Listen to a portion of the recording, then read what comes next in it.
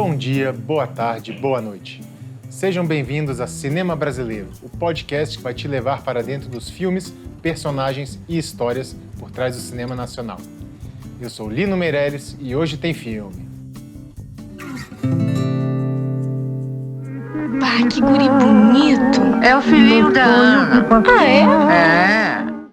Pessoal, apertem os cintos, porque hoje nós temos uma conversa muito interessante com um crítico e pesquisador, professor, também membro da Abracine e literalmente autor de um livro sobre o diretor que vamos falar hoje. Ainda não vou revelar qual que é, porque deixo para o convidado de hoje, Doni Correia. Tudo bem por aí, Doni?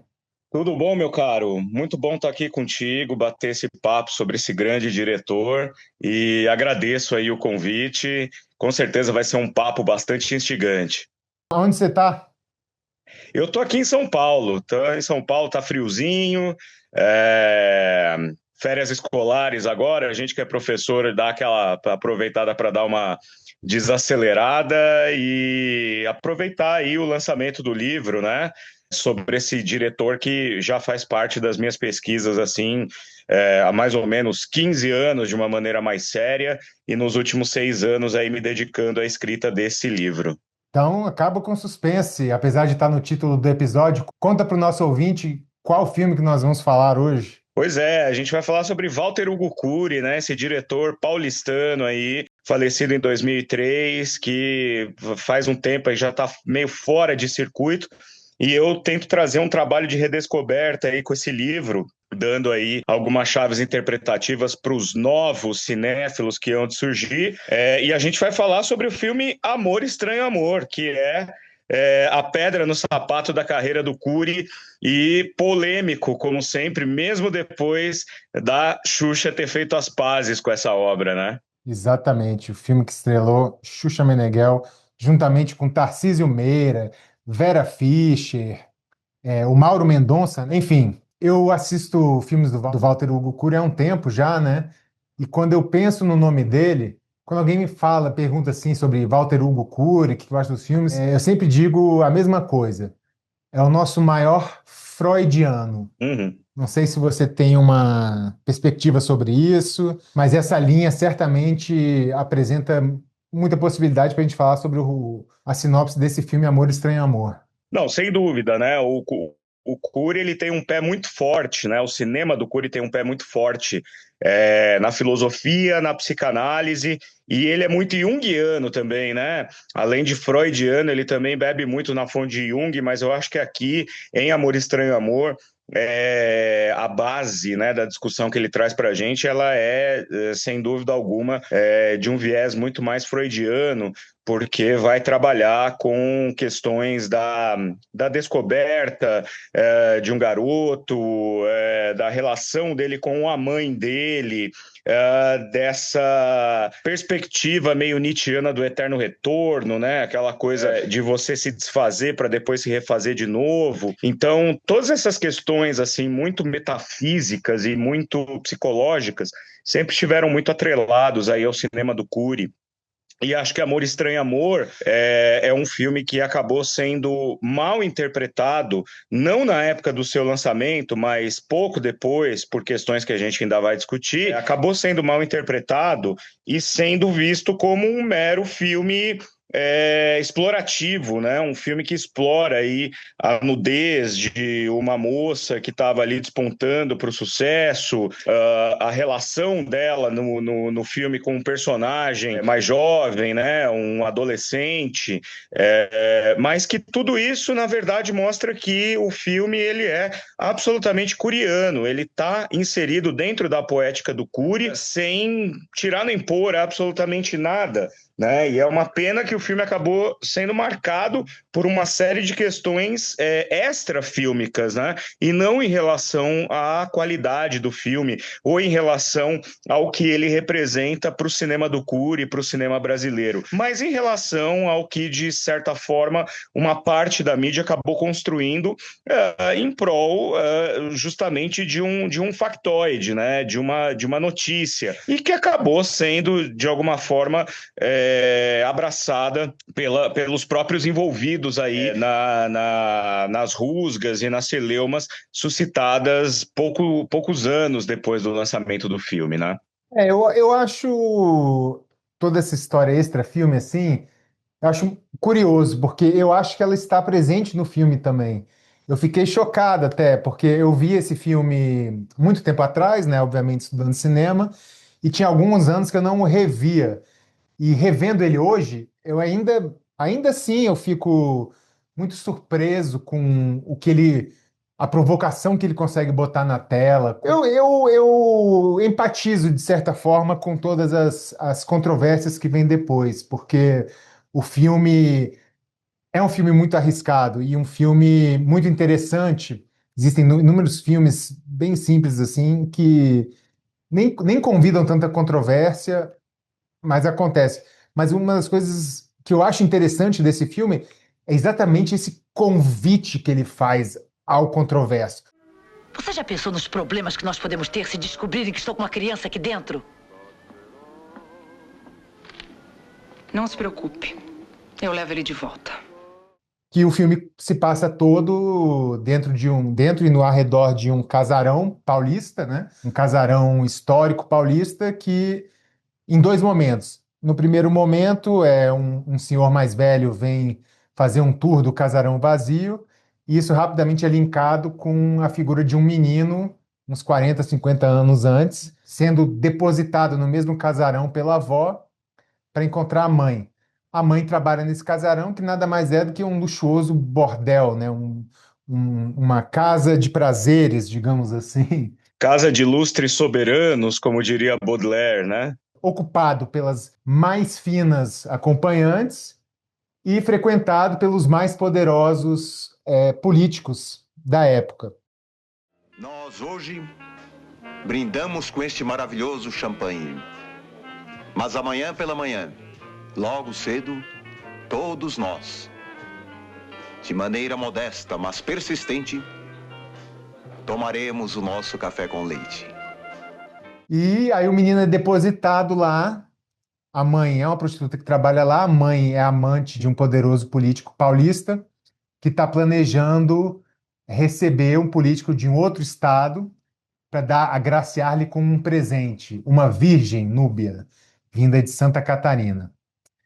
E o protagonista, de maior parte do filme, é justamente esse menino, que eu não sei quantos anos o ator tinha na época, mas parece que não tinha mais de 10 anos, né? Não, ele já tinha 12. Você tem um personagem e um ator enfiado ali já na proposta do filme, nesse lugar de bordel, nesse lugar de luxúria, nesse lugar de corpos nus, né? E contatos entre corpos nus. Exatamente. Você fez uma boa explanação assim do que é a sinopse do filme, e a gente tem que entender o seguinte: Amor Estranho Amor não é um filme estranho ao universo coreano, tá? Se a gente olhar ele numa perspectiva mais ampla, a gente vai ver que é absolutamente coerente com tudo que o Curi havia feito ali até aquele momento, né? Ele sempre foi um diretor que provocava justamente porque tocava o dedo na ferida de algumas questões que são tabus até hoje em boa parte de uma esfera social que detém um determinado poder, né? um determinado protagonismo social, né? Então isso não seria de estranhar que o Curi trouxesse uma história como essa. Como você muito bem disse, é a história de um homem que, enfim, né? Quando o conhecemos a gente entende que ele é uma espécie de comendador, ele é um cara assim já muito bem situado, né? Ali na terceira idade, já está na casa do final dos 50 indo para os 60. A gente tem que pensar que no começo dos anos 80 isso já era ser velho, né? Hoje em dia a gente tem outra relação com essa questão da idade. Mas o Walter Foster, né, vivendo aí o papel do Hugo, quando é mais velho, ele retorna a esse casarão porque ele vai fazer uma doação desse casarão do qual ele se tornou proprietário, não sabemos como, mas depois a gente até entende do ponto de vista psicológico, filosófico, que faria sentido ele querer se adonar daquela propriedade, e ele vai doar essa propriedade para um grupo que quer transformar aquele local num centro cultural, veja só, né? E aí a gente mergulha nas memórias dele e vai entender que ele, Hugo, quando era uma criança, foi levado à força, né, pela avó dele para aquela casa para ser devolvida para a mãe dele como uma espécie de vingança de mãe contra a filha, né? Ser devolvida para a mãe dele, que é de fato a prostituta favorita daquele lupanar de luxo em que se reúnem políticos, como você bem disse, né? Daquela política do café com leite. Então, Tarcísio Meira, que é um deputado paulista, né, é meio que dono daquele local e tem na figura da mãe do Hugo, que é vivido pela Vera Fischer, chama-se Ana, né? Então, Ana é um nome que no universo coreano vai se repetir várias vezes, assim como o Marcelo, né?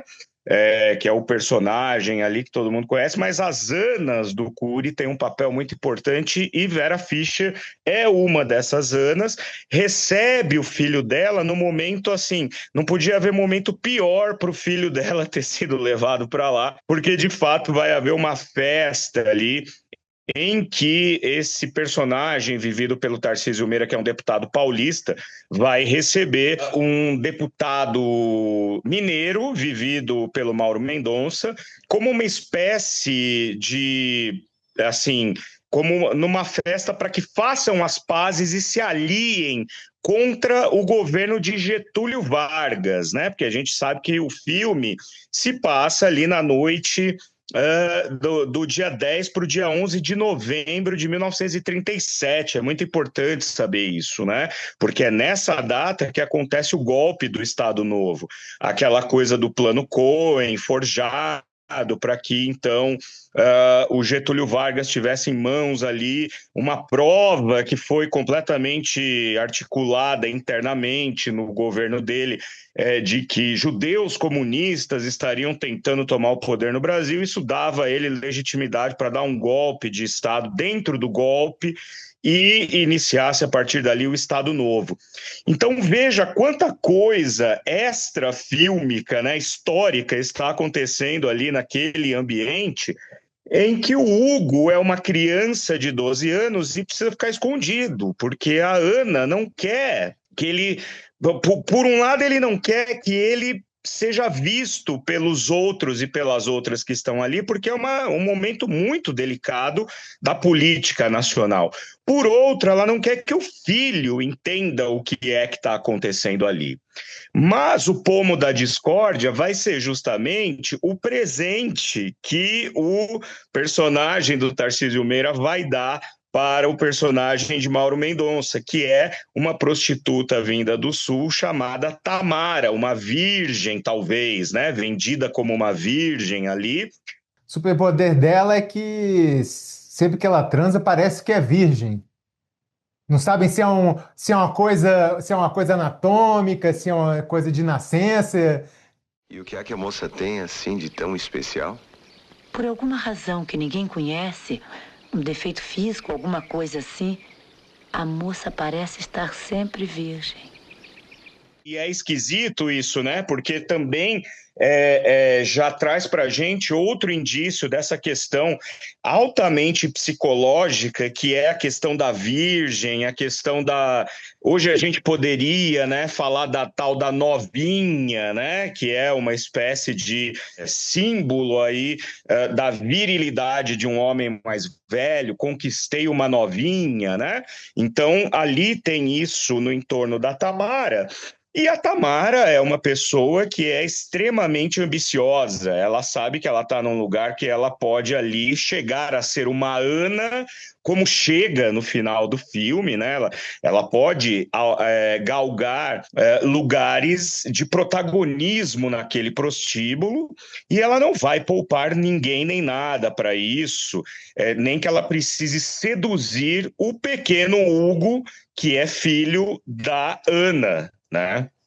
Não, são muitas tramas concomitentes, né?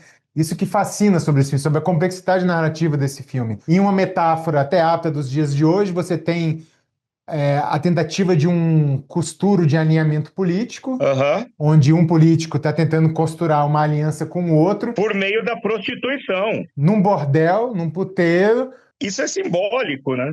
É simbólico até hoje, né? Exato.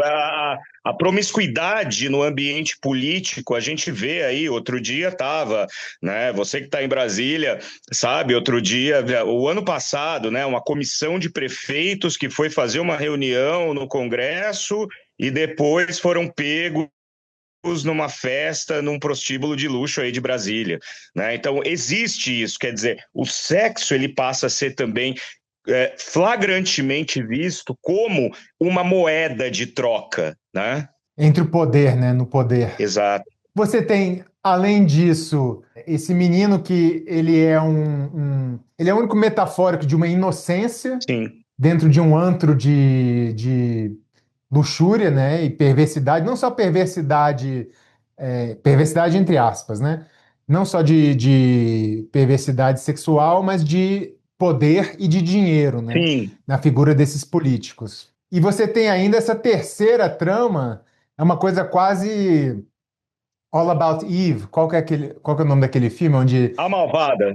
a Vera Fischer está na figura da matrona, né, da prostituta mais antiga, e vem a Tamara, que não é nem um pouco inocente, como você falou, muito ambiciosa, excelente palavra para descrevê-la, Uhum. vem querendo usurpar o lugar de quem está lá antes. Sim.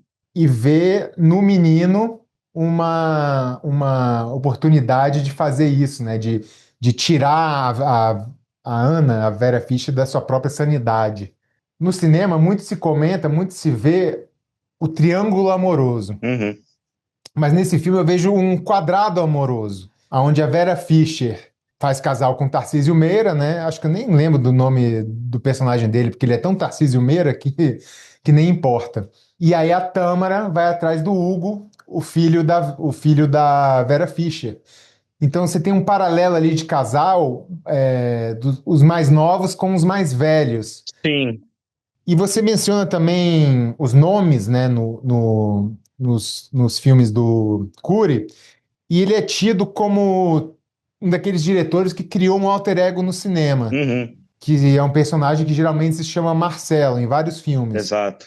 Só que o que eu achei mais interessante, mais arriscado, mais direto nesse filme é que o menino se chama Hugo, que é o nome do meio com que o diretor assina o filme, né? Exato. Ele não assina Walter H. Cury, ele é Walter Hugo Cury. Exato. Então, assim, existe uma representabilidade direta, assim, sem disfarce. Veja, o Cury, ele nunca chegou a ser explícito assim em entrevistas a respeito da infância dele ou de iniciações, etc., né?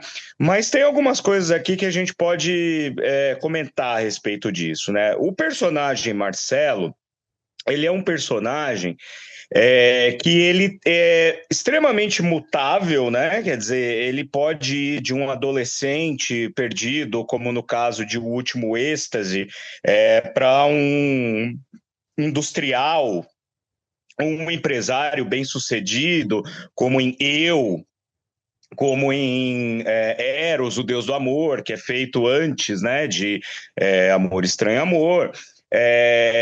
Ou ele pode ser um cineasta, como no caso de Paixão Perdida, tal, mas ele é um personagem contemporâneo. Sempre que o Walter Hugo Cury vai para a história, ou seja, sempre que ele vai resgatar algum momento histórico, isso já havia acontecido, por exemplo, no final dos anos 60, quando ele faz, no final dos anos 50, melhor dizendo, quando ele faz um filme chamado Na Garganta do Diabo, que ele fala sobre a Guerra do Paraguai. Normalmente, nesses casos, ele vai batizar os personagens dele com algum outro nome. Cabe aqui dizer que o Walter Hugo Cury era uma pessoa que usava muitos pseudônimos, inclusive dentro da equipe de filmagem, porque ele fazia câmera, às vezes ele fazia direção de arte, e para não colocar tudo Walter Hugo Cury, ele criava alguns pseudônimos, sei lá, Hugo Ronck, Conrado ou alguma coisa, que são nomes ali que estavam mais próximos a ele, que não deixam de ser indícios de um universo curiano, né? Se a gente pensar.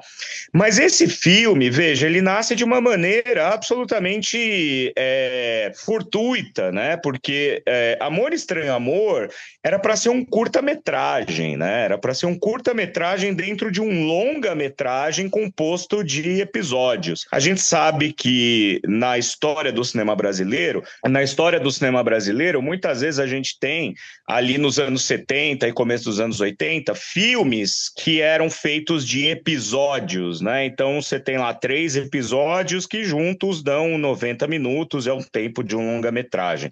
Cada episódio ali com seus 20 e tantos minutos, 30 minutos e tal. Isso se popularizou muito no gênero de drama e comédia eróticos, né? Que a gente acostumou a chamar de pornochanchada. Então o Cury foi procurado pelo Aníbal Massaini, né? O Aníbal Massaini Neto, que é o produtor do filme, porque o Aníbal estava querendo fazer um longa com 3 curtas. Acho que, se não me engano, um deles seria dirigido pelo John Herbert, o outro era o Rui Guerra, e ele queria que o Cury dirigisse um também. E esses 3 curtas deveriam ter em comum o assunto de como garotos perderam a sua virgindade. Então era a experiência da primeira vez com o personagem de cada curta-metragem. Negociação vai, negociação vem.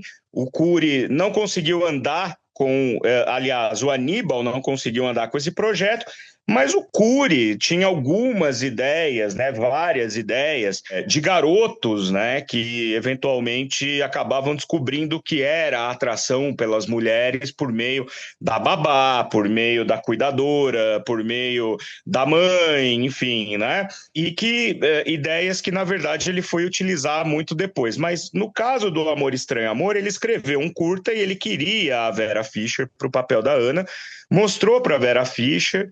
A Vera achou a história muito bonita, falou, cara, isso aqui você podia aumentar, né? Aumenta essa história, ao invés de fazer um curta, faz um longa. E ele aumentou um pouco, e aí aumentou mais e tal, e quando viu, tinha ali o roteiro de Amor Estranho Amor, que acabou se tornando o filme que a gente conhece hoje, né? Então, eu acho que mais do que um testemunho pessoal sobre suas experiências e tal, ali está uma história sobre a perda não só da virgindade de um garoto de 12 anos que, né, porventura acaba indo parar no lugar onde a mãe dele é uma prostituta.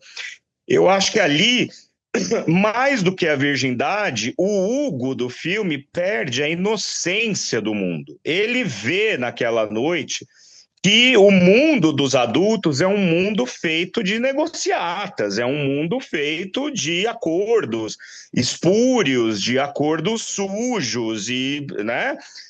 Então, ali, o Cury não está só mostrando para a gente, quando você mencionou essa questão de que a Tamara, ela tem muito claro, né, que ela tem essa ambição de ascender ao posto que é da Ana, mas ao mesmo tempo ela também é uma criança e também ali nada no Cury é maniqueísta, né? Quer dizer, não é assim A e B, não. Existe uma zona cinzenta, né, na relação dos personagens, que eu acho que é o mais interessante de se explorar no universo curiano. Inclusive tem um diálogo muito duro da própria mãe dele, né, falando sobre o dinheiro. Você não viu o que a avó faz por causa de dinheiro? É só por causa de dinheiro, só por causa de dinheiro que a mãe não pode ficar com você. As pessoas só pensam em dinheiro. Um dia você vai entender isso. Todo mundo quer mandar e ter dinheiro. Claro, ter mais dinheiro para poder mandar mais. A Vera Fischer quer juntar dinheiro para comprar uma casa, um sobrado. O sonho dela seria comprar a casa, o casarão onde ela trabalha. Enfim, vamos entrar com Freud em tudo, assim. A primeira coisa que o Hugo vê, ele vê a mãe transando com Tarcísio, né? Com Dr. Omar, uma coisa assim. Dr. Osmar. Dr. Osmar, Tarcísio Meira vive Dr. Osmar, o amante da prostituta Ana. E ele já tem aquela raiva edipal, né? Freudiano de ver. Ele não é mencionada a figura do pai dele durante a trama, mas é de uma maneira até mais simples. Ele vê um outro cara transando com a mãe dele e fica completamente desnorteado. E aí, logo depois, a mãe tem uma conversa muito dura com ele sobre dinheiro, né? Porque o sonho dela é comprar uma casa, ter uma casa própria, ela tá juntando dinheiro para comprar um sobrado até o final do mês, né? Ela menciona. Exato, na Vila Mariana. Tarcísio Meira fala, pô, pelo amor de Deus, você é uma É, rainha, exato, não vai morar num sobrado, tem que morar nessa casa aqui, né? exato. E aí ela fala, beleza, seria um sonho. Então, ali o Hugo, né, a criança, também capta esse sonho da mãe, que a mãe sonha em morar ali, em ser dona do palacete onde eles estão ali, porque isso informa mais tarde o mais velho, né? Uhum. O personagem mais velho adquiriu aquele palacete num gesto à mãe. Exatamente. O Hugo, ele fica naquele quer e não quer, né? Ele quer se envolver com aquelas mulheres, ele tem total curiosidade sobre o sexo, e elas começam a caçoar dele um pouquinho, né? Uma delas vem, mostra o corpo, pergunta o que que ele acha, ele fica um pouco com medo. A outra pega a mão dele, bota no seio. E aí, o que eu acho mais controverso do filme não é nem o assunto, não é nem a inserção do personagem naquele bordel. Mas quando eu digo que eu acho mais arriscado do filme, né? O que eu acho mais para frente, assim, é situar as cenas das mulheres nuas com o ator mirim, Uhum. que seria um ator mirim hoje. Isso não existe muito. Algumas vezes existe um jogo de câmeras, como se faz geralmente com atores mirins em filmes, Uhum. um jogo de edição, né? Exato. Você mostra o personagem num quadro reagindo a uma coisa no outro quadro, aonde aquele personagem mirim não necessariamente viu a mulher nua na frente dele. O ator, né? Assim, a edição faz com que pareça que ele viu, mas ele não viu. E no filme, nessa obra, O Amor Estranho Amor do Cury, as atrizes estão em cima dele, né? Sim. O ator mirim está abraçado com mulheres nuas, ele está com a mão nas mulheres nuas, assim. Isso para mim eu falei, caraca, bicho, até hoje assim, isso surpreende muito. Olha só, acho que tem duas coisas aqui, né? Uma é que em 1982, quando o filme foi feito, não existia ali no o que hoje a gente chama de Estatuto da Criança e do Adolescente, né? Quer dizer, a gente vivia uma outra época. é, Obviamente que esse filme hoje em dia jamais poderia ser feito da maneira que foi feito, né?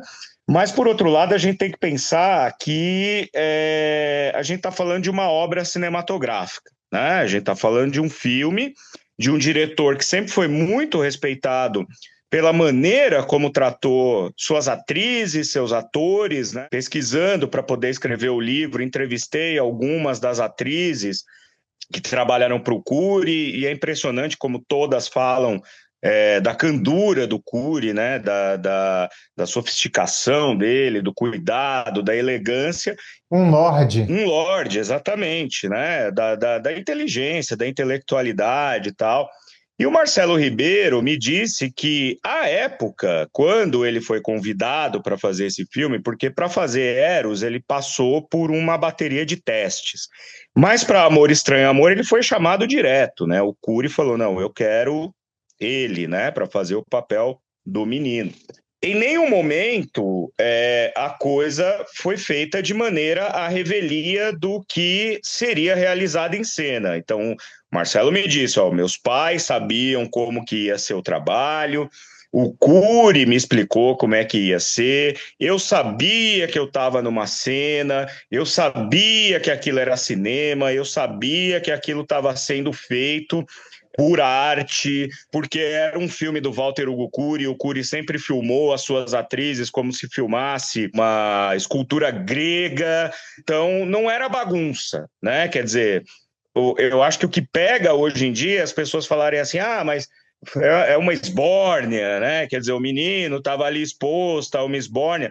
Não, o que o Marcelo me disse em entrevistas para o livro e me conta, me fala, hoje a gente tem uma relação próxima, é que em nenhum momento a questão do respeito e do profissionalismo saía de cena ali, né? Então ele tinha uma pessoa para cuidar dele, para levar para a escola, para buscar na escola, para levar para o set, para levar para casa depois que terminava, para levar para a escola no dia seguinte. A Xuxa tinha 17 anos, portanto ela era menor de idade também na época, né? Quando ela faz esse filme.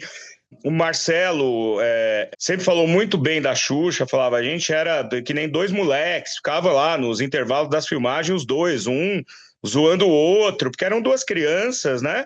Só que, obviamente, hoje em dia, isso seria muito mais complicado de ser feito, porque são outros tempos, é outro momento, existem hoje em dia outras formas de se ver a atuação, né, de uma criança dentro do set. Você vê que a gente não tem nem comercial de brinquedo de criança hoje em dia. Eu cresci nos anos 80, a gente era exposto ao consumismo, né, desde sempre, né, programas de TV com Mara Maravilha, com shortinhos, super curtinhos e bustiers, e Xuxa com as pernas de fora. Você já é quase um homem. Tem que entender a vida. As coisas são como são e pronto. Não fica assim. Vem cá. Vem.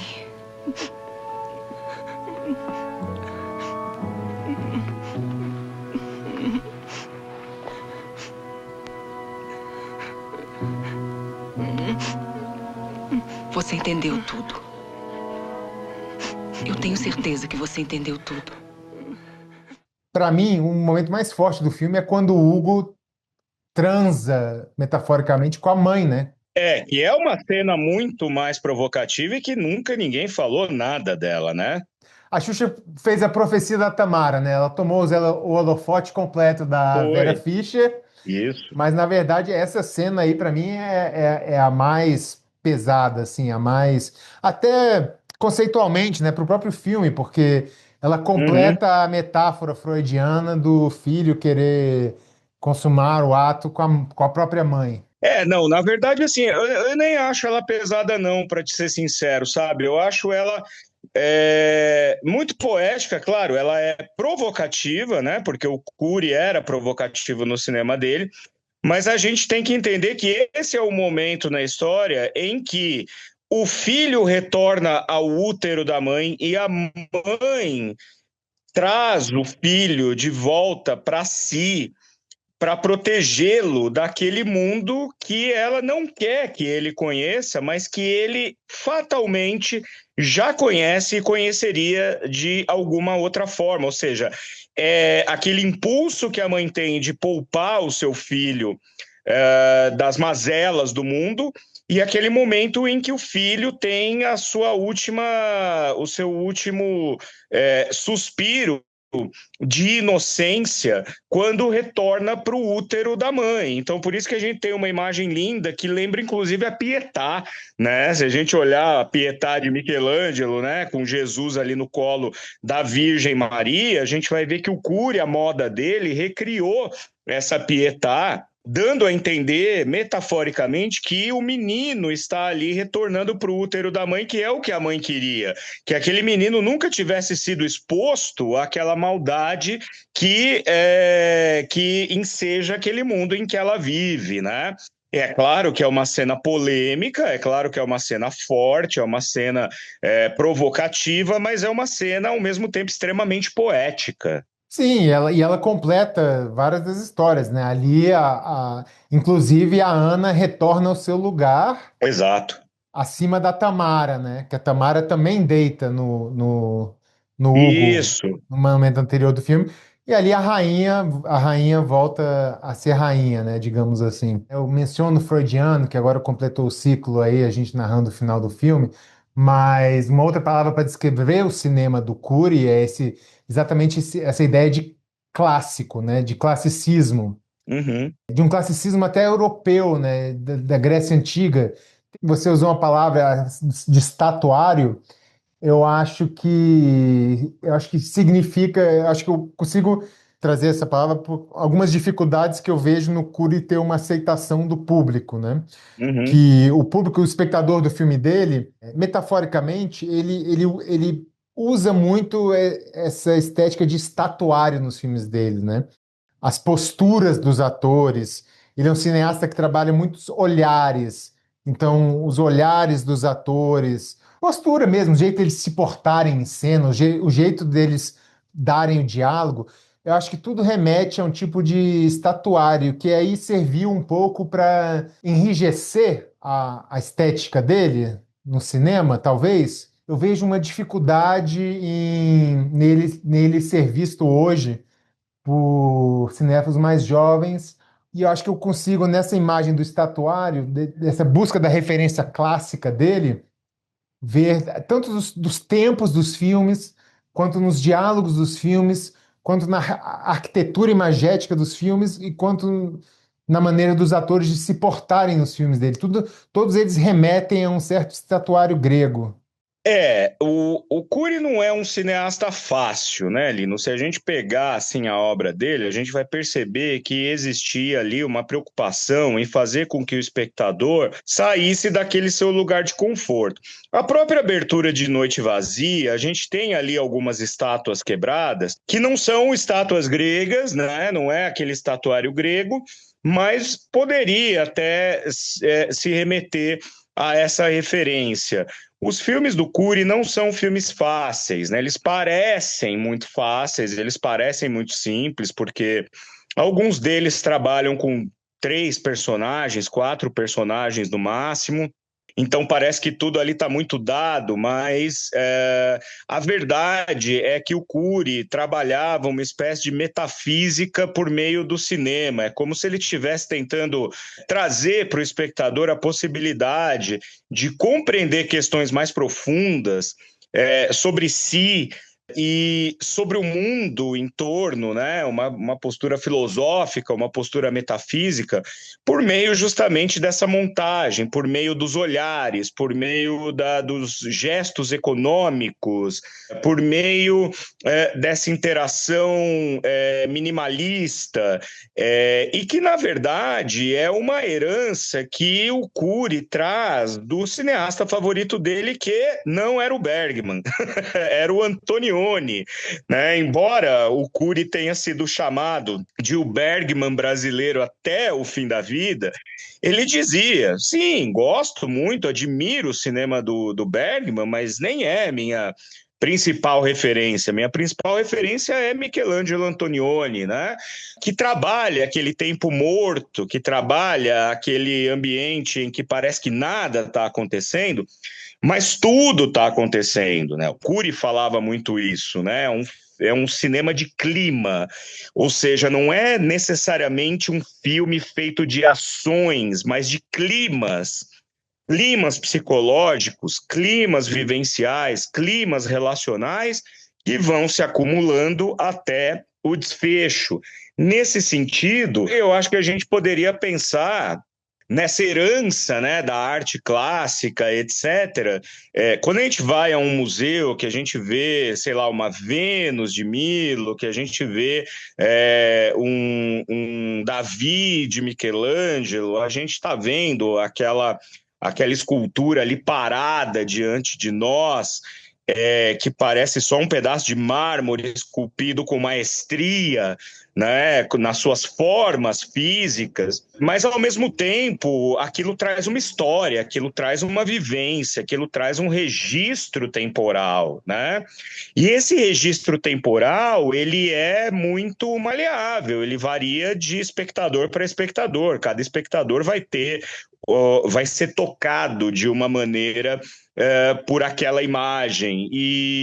E acho que, nesse sentido, sim, o cinema do Curi faz uma referência a essa herança clássica na medida em que cada espectador vai ter a sua percepção a respeito daquilo que está impresso na tela de acordo com as suas experiências, com as suas referências, com os seus desejos, né?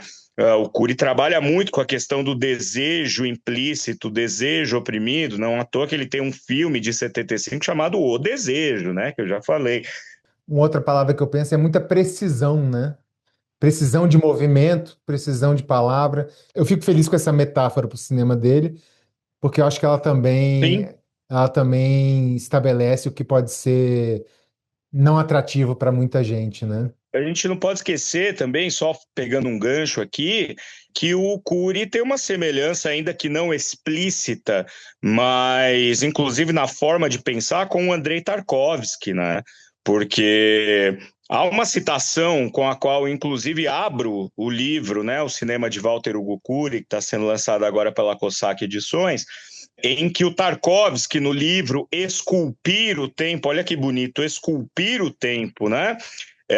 Ele fala que um cineasta que espera fazer um filme comercial para ter dinheiro para fazer o seu filme autoral é como se fosse um ladrão. Uma vez que roubou, ele vai ser sempre um ladrão, ainda que ele tenha roubado para não morrer de fome.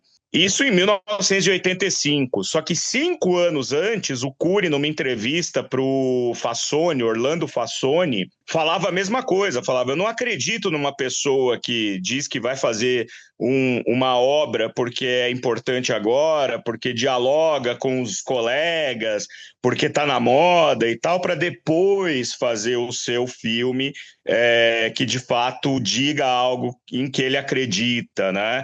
Então, veja só, né? Essa coisa de esculpir o tempo, essa coisa do fidelidade ao seu cinema, fidelidade à sua arte, sempre foi muito importante para o Cury e dá, né, nessa poética aí de 25 longas-metragens mais um curta, né?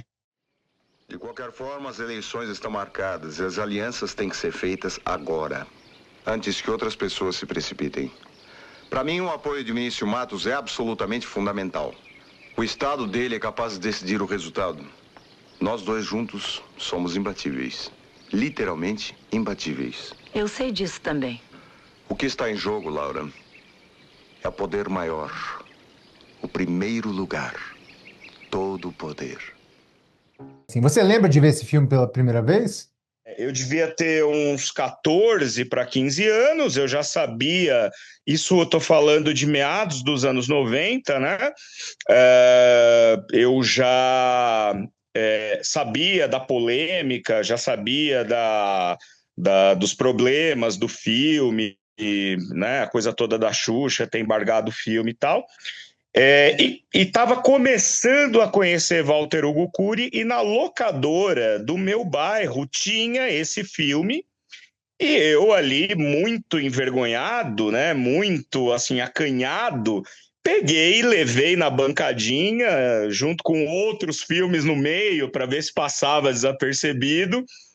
Levava, né, conseguia alugar, levei para casa e assisti, mas sem ligar o Walter Hugo Cury que eu estava conhecendo por causa de Noite Vazia com esse filme. E para te dizer a verdade, eu gostei muito na época, né? Eu tinha 14 para 15 anos, tem muita coisa ali que não dá para entender quando você é um jovem de 14 anos, um jovem de 15 anos, né? Não é só a questão dos corpos nem nada, mas a questão histórica do filme, a importância histórica do filme. Mas eu me lembro que eu gostei muito e quando terminou eu pensei assim, porra, mas o filme está proibido por causa disso, né? É uma coisa tão mais bonita que isso. Eu senti a beleza do filme, ainda que eu não tivesse capacidade, né, intelectual naquele momento, muito jovem que eu era, para compreender a profundidade. Eu me encantei, eu achei interessante, eu achei muito bacana, assim. Ele chegou a ser lançado no cinema? Em que momento se dá um embargo do filme? Você sabe? O filme foi lançado em 82, foi um sucesso quando foi lançado, porque o Curi estava numa fase muito boa da carreira dele, né? Assim, com um diálogo muito próximo com o público, né? O Curi amargou aí uma década de 1970 bem alijado do público, porque eram filmes mais difíceis, eram filmes mais áridos, né? Mas ali, no começo dos anos 80, ele tinha reconquistado esse apreço do público, foi um grande sucesso. A Xuxa, em 84, 2 anos depois, vai para o Clube da Criança, né, na TV Manchete, e a partir daí ela começa a construir a imagem dela como rainha dos baixinhos. O que acontece é que quando ela faz Amor Estranho Amor, ela era mais uma modelo que obviamente tinha desejo de se transformar numa estrela, como muitas modelos, e o Curi era considerado o diretor das mulheres, né? Então, se alguém podia catapultar a carreira de uma bela mulher para uma carreira estelar, era o Curi a partir dos seus filmes, porque daí depois as mulheres poderiam fazer novela, capa de revista, enfim, né? Poderiam se tornar notadas pela mídia em geral. Então a Xuxa, aí é que tá, né? Porque nem a Xuxa tem plena culpa nisso tudo que aconteceu, porque obviamente que ela foi assessorada por um grupo ali atrás dela para poder tomar as atitudes que tomou, mas ela, aposto que nem ela tinha a dimensão do ícone infantil que ela ia se tornar pouquíssimo tempo depois, né? Então, quando o filme vai ser lançado em VHS ali no final dos anos 80, 1990, imediatamente os interesses da Xuxa, o escritório da Xuxa Produções, entra com uma ação para brecar o lançamento em VHS, porque aí tem uma coisa que os contratos de antigamente não tinham e que hoje já tem.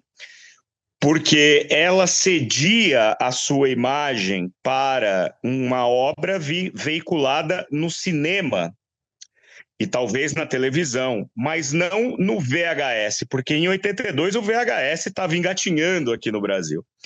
Então essa foi a brecha encontrada para falar, não vai lançar em vídeo porque não está explícito no contrato. Foi aí que se deu todo o imbróglio, né? Que inclusive foi despachado pelo Fux, olha só, né? Luiz Fux aí que deu a sentença na época e deu lá a canetada falando que não, o filme não poderia ser veiculado, né? Fora que o Aníbal Massaíni, na condição de produtor do filme, obviamente queria lucrar com o filme, que é um produto em que ele investiu o dinheiro dele, né? Então, quer dizer, você faz um investimento, você é um homem de negócios, você quer retorno daquele investimento que você fez. Então, ele pegou um pôster para divulgar o filme no VHS, que era o pôster versão B do cinema, que era com a Xuxa nua na frente, assim, sabe? Que já existia em 1982, mas era o lado B, não era o principal. Mas ele transformou em principal para divulgar o filme em VHS. E aí é que deu todo o problema mesmo, né? Porque daí tava lá a Xuxa como veio ao mundo exposta, né, na capa do VHS. Paz, como no filme, depois da balbúrdia vem a repressão, né? O filme acaba com amanhecendo no dia seguinte, o golpe dado do Estado Novo. Isso. Vem o final daquela liberdade, né, demonstrada no filme. A vida imitou a arte, né? No caso de Amor Estranho Amor. Infelizmente, e aí não dá para dizer assim, olha, a culpa é de um, a culpa é de outro, a culpa é de outro. Cada um estava defendendo o seu interesse profissional naquele momento, tá, Lino? Assim, a Xuxa tinha que defender a imagem que ela criou e consolidou. O Aníbal Massaíni, dono do filme, tinha que lucrar com o investimento que ele fez. O Curi, como diretor, tinha que continuar dirigindo. Mas é o imponderável, né? Quer dizer, como eu falei, não dá para você imputar a responsabilidade em cima do personagem X. Mas o Curi é o cara que mais saiu sujo dessa história toda, né? Porque a partir daí ele passa a ser conhecido como o diretor do filme Proibidão da Xuxa, né? E não como o cara que dirigiu Noite Vazia, que dirigiu As Amorosas, que dirigiu As Deusas, que dirigiu Eros, o Deus do Amor, que é um diretor denso, que é um diretor intelectual, que é um diretor que sempre soube fotografar os corpos femininos, sobretudo, tal qual quem esculpe o mármore na Grécia, em Roma. É isso, que as novas gerações o redescubram, inclusive com a sua contribuição no livro que eu estou doido para ler. Vou arranjar uma cópia. Doni Correia, fala para o nosso ouvinte aonde comprar o seu livro, aonde acompanhar você nas redes. Muito bem. Eu agradeço muito a oportunidade de conversar sobre o Cury aqui, né? Cury é, para mim, talvez um dos assuntos mais deliciosos, assim, dentro do que eu gosto de conversar sobre cinema brasileiro. Esse livro que eu escrevi, o cinema de Walter Hugo Cury, né? Cossack, né? Lançado agora pela Cossack, que está retornando à ativa, uma editora importante, que eu fico muito feliz de poder fazer parte dessa retomada da editora já com esse trabalho.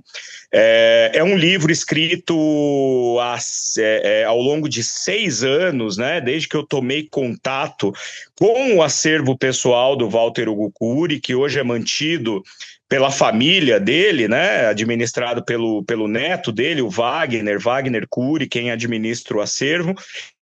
Eu tomei contato com esse acervo por conta de um artigo que eu escrevi para um periódico aqui de São Paulo, e a partir disso escrevi esse livro que traz uma série de novidades a respeito da obra do Cury, esclarece todas... Há um capítulo sobre Amor, Estranho Amor, que eu costumo dizer que é o capítulo que eu mais gostei de ter escrito e que eu achei que ficou mais interessante. É difícil a gente falar, né, que parte do nosso trabalho a gente gosta mais, mas o capítulo sobre Amor, Estranho Amor é um capítulo que eu gostei muito de fazer, porque esclarece muita coisa ali, desfaz uma série de mentiras, de mitos superficiais, e está à venda tanto pelo site da editora Cossack, né? Que é Cossack Edições, né? Sem o cedilha e sem o tio.com.br, mas também na Amazon, né? E vocês podem encontrar o meu trabalho no meu Instagram, @DoniCorreia, e no meu canal, Uma Teia de Ideias, no YouTube, onde eu discuto cinema, artes visuais e filosofias, né? Quer dizer, então, é um canal transdisciplinar aí para quem gosta, e lá tem uma playlist dedicada inteiramente ao Walter Hugo Cury e questões interessantes a respeito da obra dele. Vou ficar muito feliz de contar com a presença de vocês lá, e vou ficar muito feliz de saber que vocês adquiriram o livro, e depois quero saber o que vocês acharam. Então lá no @DoniCorreia do Instagram, vocês podem me mandar uma DM lá dizendo o que vocês acharam do trabalho. Vou ficar feliz em saber. É isso, muito obrigado e saravá! Saravá! Quando a gente não pode fazer nada, a gente avacalha. Avacalha se esculhando. Chegamos ao fim de mais um episódio de Cinema Brasileiro. Se vocês tiverem curtido, considere seguir e deixar o seu like. E lembre que você pode ouvir todos os nossos episódios na Apple Podcasts, no Spotify ou no YouTube. Se quiser mais conteúdo, chega lá no meu Instagram, @olinomeirelles, ou no meu site, metropolis.com/Lino Meirelles. E bora falar de filme. Até a próxima! Cinema Brasileiro é uma produção do Metrópolis, com Leonardo Hladzuk na montagem e na finalização. Obrigado.